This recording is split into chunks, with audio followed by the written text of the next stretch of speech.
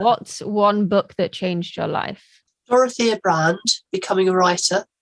Absolute classic that I bought when I was 30, it says on the book plate here, which it gave me permission to call myself a writer and to pursue that path, really. There's another one that I bought when I was 18, The Art of Writing Made Simple by Jeffrey Ash, who's also a novelist. I bought that from my university bookshop and secondhand, and it's got some great advice in there on writing craft, like the cutting edges of prose in this chapter, which I've read and recommended to so many people, which teaches you to edit and be your own critic and to spot absurd things and incorrect things and so forth. And then more recently, Zen and the Art of Writing by Ray Bradbury, and on the back it says the first thing a writer should be is excited.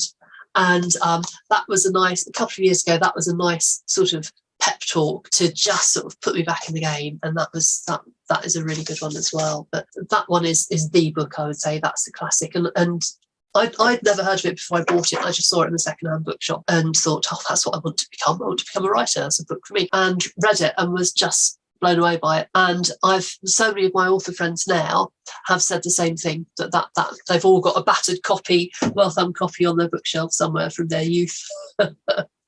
Awesome. I have to admit that was on my uni's reading list and I didn't read it. Oh, what's that? I did read a lot of the others. I had that on my list to buy. I just never ended up buying it. I don't know why. It's not a very long book to read, and it's quite quaint and old-fashioned in a way, but there's a lot about the creative process and just giving you permission, really. Says a unique and genuinely inspirational guide to creative writing. She believes there is such a thing as writer's magic, that everybody has it in differing degrees and that it can be taught. This book is about freeing that unconscious ability in all of us. It might be like so many books that you read at school and university, but there are some books that are better saved to when you're a grown-up. You know? Yeah.